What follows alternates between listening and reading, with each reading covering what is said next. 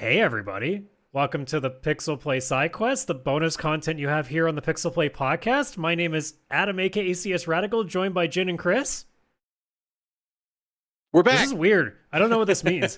Now let me pull the curtain back just a little bit, because you're gonna see the main episode on Wednesdays like you normally do. Kaylan is gonna start that show and claim that we're back. Here's the thing: we recorded this first because he's busy dealing with this kid. So he's lying. We were back first.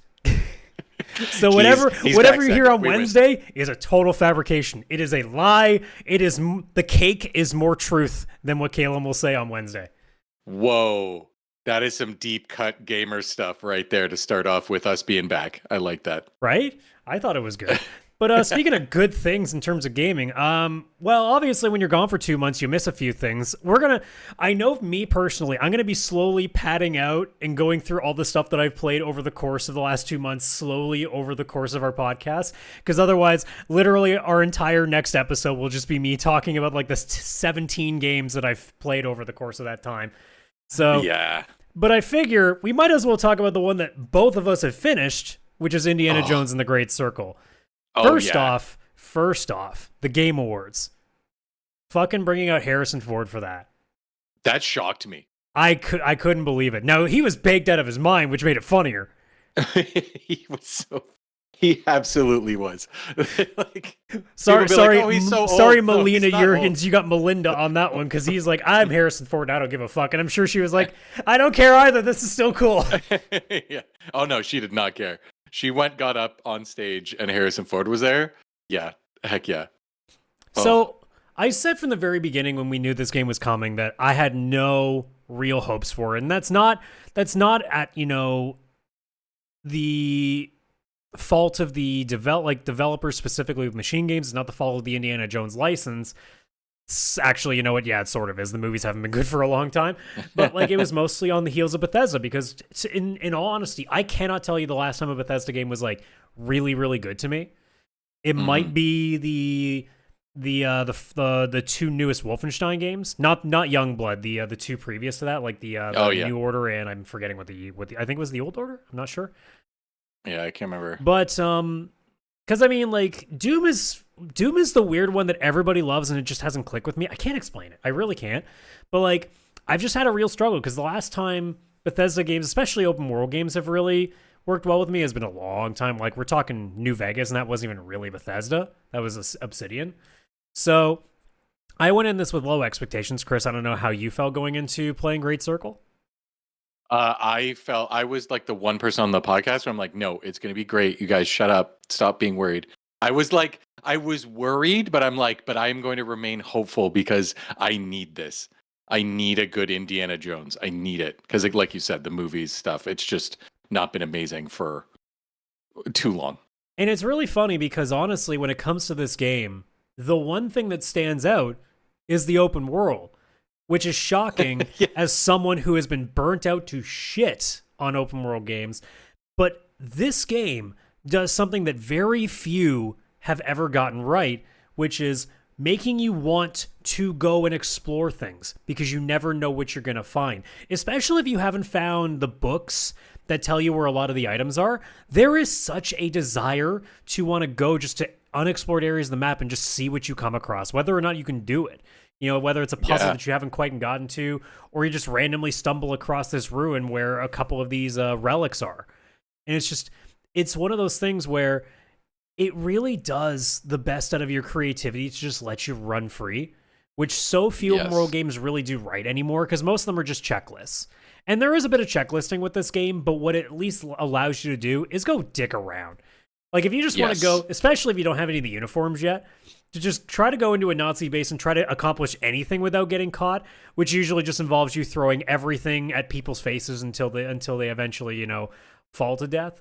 Because, good Lord, I know that there are guns in the game. I know that there are many other abilities and stuff that you can use, but let's be real. All I ever did was just beat the shit out of people with, like, lamps and bottles and random cleaning appliances. Because, let's be honest, there is nothing more fun than taking a wrench and just whipping it across the map and hoping you hit something. Oh, yeah. And the amount of achievements the game has too for different objects being used. Like there was one for a guitar. I sought that out. There's one for instead of eating an apple, turns out you can throw your food instead of Yep. eating it. So throw an apple at a guy. What was another one? Fly swatter. So there's that one. Pick up a fly swatter and beat somebody with that. There was even one where use the whip on somebody with a weapon, because then you steal that weapon and then beat them with their own weapon. Yeah. And it's like, these achievements know exactly what I'm looking for. 100%. Yeah, I mean, and at the end of the day, like, I know that you can use guns. I think I maybe did it like a very small number of times because I realized very quickly it's not that effective. It just ain't as fun. It just isn't remotely as fun. No. The one time I pulled out a gun because I was like, I'm going to die if I don't, it made me die sooner because it alerted every enemy to my whereabouts, and they just all murdered me. I was like, what is this realistic ass game? Like, they hear a gunshot. I watched the movie. That's the other thing. He kills a guy in like one shot with a gun in the movie, and the guns you have to literally put a full clip into a guy before he dies. Like, I don't know how they did the damage systems for these, but like headshots don't change anything. It seems. No, headshots. I shot a guy in the head, and I was like, all right, next guy, and I was like, wait, he's not dead. What? Yeah, like what is this, Destiny fucking 2? Jesus. Yeah, what is this? Yeah, but they just weren't fun. It was so much better playing through the game whip and fists and whatever just items you actually pick up, like a fly swatter. Like, it's so much more fun that way. And that was honestly like the biggest factor of me. Like, I didn't give it a perfect 10 because I still think there were some issues there, but like it was just unbelievably fun. And that was the key, is like I didn't really ever have a dull moment. There were moments where I'm like, okay, like the final major map area, which was Sukhothai, that one started to get a little bit boring, but that's because the boats were really, really slow in that. Yes, that was my issue with that one too. And there was a lot of convoluted, like I didn't have the YouTube guide very much in that game. I had to a lot in that map because a lot of stuff was very convoluted, especially the mission where you have to get into the temple where you're at risk of getting bitten by something. And several times I'm like, this isn't fun. Like, I'm struggling to figure out where I need to go. And there's not really any cues. Like, you're almost guessing sometimes. And like this, honestly, this is the type of part of the mission that you should do in one try because it's meant to it's meant to make you tense up. It's hard to be tensed up when you've died like 7 times. Yeah. Because now you're just frustrated. 100%. But speaking of being tensed up, Chris, without spoiling it, there are 2 boss battles specifically that are fucking terrifying. I know exactly what you're talking about, and holy shit, yes. One of them involving lights, or lack thereof. Yeah, it's hard to explain without spoilers, but basically, like, yeah, it's kind of just there's a boss battle that more plays off just like actually feeling tense and fear versus like, oh, here's an enemy with a giant, amount of HP and shoot at them with a gun until they're dead, and like, well, how do they take so many bullets? No, they're probably like actually a pretty weak character as well, but it's all being played off your fear. And like, I loved and hated that. It drove me mad. As someone who has a severe crippling fear of the dark, that fucking stressed my ass out. Yeah, I was playing that at pretty late at night. It was like after midnight, like it was already dark. My Xbox is in the basement, and like that was happening. I was like, damn, like this is actually playing off like a fear of the dark because it was working. It was actually working, and I'm not afraid of the dark. Not normally. So yeah, and I mean the fact that he did such a great job of putting you into a place where you actually like. I know a lot of people I've talked to about this did the same thing. They forgot about the platforms you stand on to make the lights come back on for a moment because you're just so terrified of like the lack of sight and the creepiness of the boss like using sounds to figure out where you are. Yeah. That like there was a moment where I'm like, how am I supposed to kill this guy? And then I went, oh, right, the light platforms. I started making my way towards. I'm like, okay, less stressful. We're good now. But like that first like 2 minutes, yeah. Oh, such I'm like, I didn't realize I was playing a Silent Hill game, guys. Jesus Christ. Yeah. It gave off like, don't stand on certain things. They'll make a noise. Don't run. Don't do this. Like, it was good. But I mean, the game itself, like, I think that's a perfect example. Like that boss battle is why that the game stood out as being such a surprise of 2024. Because it was so creative. Yeah, it was so creative. The entire game I found was more based off being creative than just here's a cool level, here's your gun, blast your way through it. Because the game wasn't built around actual gunplay. Again, if you use a gun, you're probably going to die because, how they went with it. The actual game and its area was all based on creativity. It was more about like getting a costume and sneaking in, like a disguise, sneaking in somewhere, using your whip to do this, stealthing through this, grabbing a guitar and taking out one guy so you can, still sneak in. Like, and then, like you said, the open world part was so good too because it was contained. It was actually like this small but big. Somehow it's hard to explain, but ultimate like open world hubs, kind of, right? And they were so well made. Like obviously, I had the same issue with you with the last one, but you go to the other ones. Like I would actually go. I was back sad to them. have to leave the Vatican. The first level was incredibly well put together. Yeah, the Vatican was good. What I've noticed too is it's interesting. Certain people like different levels. So you and me are very aligned on liking the Vatican, but I've heard from numerous people as well that the Vatican was actually their least favorite. So it's interesting that everybody kind of has their favorite levels because there was such a variety too of the open worlds, right? Like being in the Vatican, Giza, and then Sukhothai. I have a soft spot for a specific area in Giza. Where there's the underground temple that you take the elevator into? So near the tent where like one of your allies is kind of hanging out, there's a guy standing over the edge and he's like next to this like machine. I can't really explain it all that well because it's been a few weeks. I don't know why, but he stands right next to it, and if you just push him off, 90% of the time he clips into it, so his leg gets caught into what he's standing against, and he'll die. But he'll just be hanging on the edge like this. Oh, and he's like rubber banding almost like sometimes ragdoll effects will do. And like I thought it was a mistake, like it was a one-time thing. And then I kept doing it. So then every time I would stream the game to Discord when I was playing and new people that hadn't seen the game yet, I'd be like, oh, hang on, I got to go back here and show you guys this. And I go back to it and the same thing would happen again. And every single time the laugh would just get bigger and bigger. So like there's a small place to that one, but like I can't hide the fact the Vatican was just a perfect starting location. Oh yeah, I thought so too. It was so good. Even just like the college setup, the intro being a callback to the old movie, like I just thought it was very creative, very well done. And just like it was so close to being my game of the year, honestly. Like it's because of the amount of stuff I played. It's not even top 5, but that's just a basis of there are a lot of games that were 10s this year for me. Like it's insane just how many good things I played over the course of 2024. But it's definitely the biggest surprise of the year for me, without question.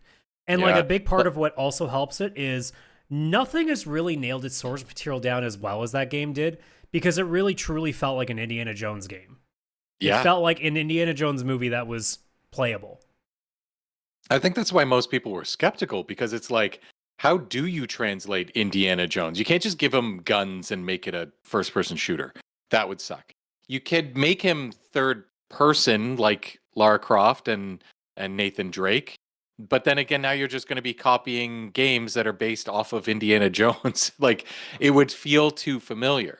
And somehow they took that first person perspective, but made it more about experiencing, exploring, puzzle solving from a first person perspective.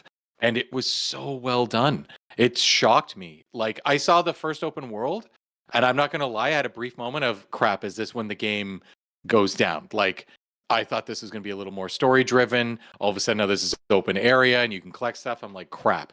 And then no, that ended up being the best part about it. You'd find these different puzzles and side quests, and even the side quests are called like field work and stuff. Like it was clever the way they introduced everything, right? Oh, and the fact that there are just these random little puzzles you can come across that make you feel like a goddamn genius when you figure it out. Mm-hmm. Except for the one that involves you getting 3 keys, which involves you going back to other places. I'm like, guys, that's stupid. I didn't do that one. That's stupid. Yeah, I didn't do that. Fun fact. I did all the achievements for like getting all the field work everywhere. So that one that I'm talking about is like a side quest field work or whatever in the final area. I was like, I'm doing that last. Fuck that one. I'm not going to different keys in different areas. I did all the other ones and the achievement popped. So either Bethesda's "Yes!" aware that one's bullshit, so they're just like, don't even include that in the achievement. Just all the other ones make that the achievement. Because I just skipped that one. I was like, cool, I got the achievement for getting the field work in this area. I am not doing that other one. Screw it. And then just all in all, like, the vibes are nailed. Like, the jokes hit the same way Indiana Jones jokes would. Troy Baker did a fan-fucking-tastic job nailing all the little mannerisms. Holy shit. Yeah. Like, there are several times in the game where you forget it's not Harrison Ford's voice. Legit. Yeah. Yeah, it's creepy, but like so good. And obviously the graphics in the game, especially, did you play on the Xbox as well? Yes, I played directly on the Series X. The graphics were fantastic on the console. Yeah, minus Sukotai, which had a lot of texture pop, and I found. That had a lot of pop in. I would 100%. I think that has to do with like how quickly you're moving on the boat and everything, where all the other ones, like, you're Not just to mention, Indiana there's Jones so running. much extra foliage and shit in that map. And Like, there's foliage. just so many things for that map to have. Yeah, like Giza's sand and temples, or like your pyramids. And stuff, There's a you're gonna lot be of fine. open land there that's a lot easier to Yeah. render. The Vatican buildings, which are like alleyways and stuff, so they can only have what textures you're seeing in there. Yeah, it's definitely going to be, the foliage and stuff. But like the graphics, like not even just cutscenes, like you'd just be like walking around and doing everything, and it's like, this game looks great. There was ray tracing and stuff, but it was running at a solid 60 frames per second. Yeah, for I at never least noticed most of any the game. dips. So Yeah. that was really well put. That's the other thing too. Why is this game also looking so old? Because it came out in a stable state. God forbid that Yeah. a AAA game actually does that. Microsoft and Bethesda released an open world game ish in a stable state. Maybe that's why I'm so shocked. Like, I have no idea. It Like, didn't need a massive day one patch to fix it. no, it didn't even have a performance / graphics option. Like, they came out with the graphics and performance option mixed into one, and it was like insane. Where I've loaded up indie games or something like that, and there's like, or performance or graphics. It's like, what? Why do I even need this? Like, it's so weird. Like, yeah, like, graphics, the voice acting, like you said, gameplay, creativity. Honestly, the game is so darn good. So darn good. And the fact that it actually ends well, which was my other concern, because I thought, oh god, they're going to turn into something weird and it's going to end up not working, because, I mean, Kingdom of the Crystal Skull comes to mind, and just how it completely just shatters whatever work it did. And Yeah. I'll say I was very interested in what it was doing as things got more and more close. And then the big reveal, I went, oh, that... Excuse me. I'm like, oh, that's a cool fucking reveal of what actually everything is. Yeah, my mouth was wide open when that happened. I'm like, the amount of times that's a ballsy thing to be like, that here's what you actually were going after. Yeah, that was, and it makes such so a much cool sense thing. given what the Great Circle actually does. Yeah. Oh, And speaking of the end, the final fucking battle. Mwah, you want to talk about a chef's kiss to end everything? Just the total batshit craziness of a final boss battle in an Indiana Jones. Oh, yeah. there's Yeah. a moment where I guess it's the one thing I can spoil, where you're fighting the guy while hanging on a rope. And I, like, with friends watching this, we were all laughing because we're like, oh my fucking god, this is so indie. Holy shit. It is. The rope fight too. Yeah. Oh God. And I gotta throw it out too. Like the motion capture / voice actor. I don't know if it was both for the main villain, that Voss. Voss guy. Holy shit! I loved that. Like, that person did such a good job at being an Indiana Jones villain. Oh yeah. Like, You want to talk about spot nailing on. mannerisms. Good lord, did they nail the evil Nazi. So perfect. Yeah. Oh, so perfect. Like, there's a lot of cutscenes obviously in the game and everything, but every time one came on, I was so excited because they all actually had like meaning, and it was like you're still in a movie, but then when you played the game, you were still in the movie. It's so good. So good. Well, as we wrap this up, I'm going to give you one really tough question. Okay. Crap. What was your favorite melee weapon in that game?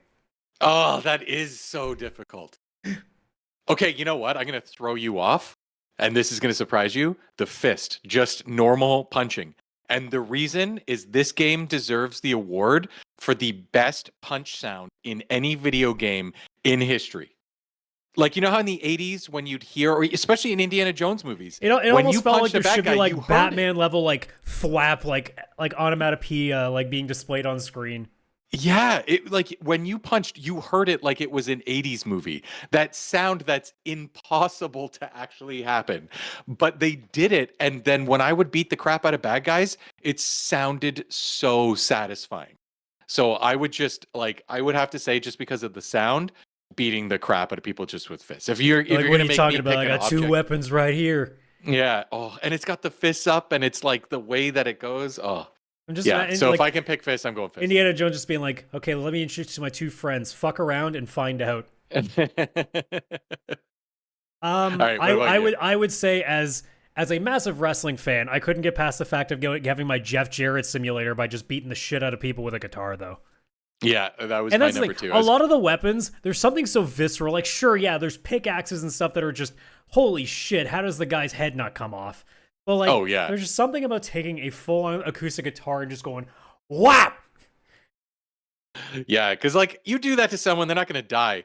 The hammers and stuff that you pick up in like a mine how shaft. is your head still on your shoulders and not into mush on the concrete? Yeah, and I would sneak up with one of those to like take a guy out silently, and like you like take a pickaxe and like trip them a bit with their feet, and then right across the head, and it's like, oh my god, Indy, you just murdered somebody with like blood splatter. That's how that would have gone. But it's like, yeah, it's Indiana Jones. We're fine. I mean, more often I just had more fun just throwing people off ledges. That was also. Oh, It which is also an definitely gave achievement. me the same vibe that I got from Assassin's Creed Odyssey, where I'm just like, I don't actually want to kill anybody normally. I just want to boot them off a ledge. Yeah. Oh yeah. That was one achievement. I had to get that. And it's not too far until you can get it. It's chef's kiss. Oh, so good. But yeah, so if you haven't played Indiana Jones and the Great Circle yet, you should. I'm surprised to be saying that. I thought at best I was gonna be like, you know what? It's actually not as bad as I thought it was. Instead, I went, holy shit, this game's amazing. Yeah, I want a sequel. I want a sequel bad. Like was it the last major game that I finished this year? I think it might have been the last like big game I finished in 2024. But yeah, you know, if there's any way to cap off the year, and again, I almost have to ask this question, Bethesda, why did you release this in December? Yeah. You're not going to win any awards now. Yeah. Because this game could have won awards. I think they just care about Game Pass money and maybe got people to subscribe around Christmas. Maybe. They get gift cards at Christmas, subscribe to Game Pass, and go play Indy. Which, by the way, if you haven't got Game Pass, get it for 1 month and play it. It's so much cheaper than buying the game if you just plan on playing it once. Yeah, but I mean, I want to play it I've already again. got my Game Pass, my 3-month subscription out of it. I already played through Black Ops 6's campaign and played through Indy. So, you know, I've gotten everything I need out of it. Yeah. Oh, but yeah. anyways, that is going to do it for our first PixelPlay Sidequests back. So hopefully we're going to be on a regular schedule again. Now, obviously, my mental health notwithstanding, I also was having really, really fucking physically sick for the last 4 weeks. So thank God I survived enough to do this week. Because that was getting a little bit close to the wire. But either way, we are thankful to be back to you. And for those that are watching, still hanging in there with us, we appreciate every single one of you.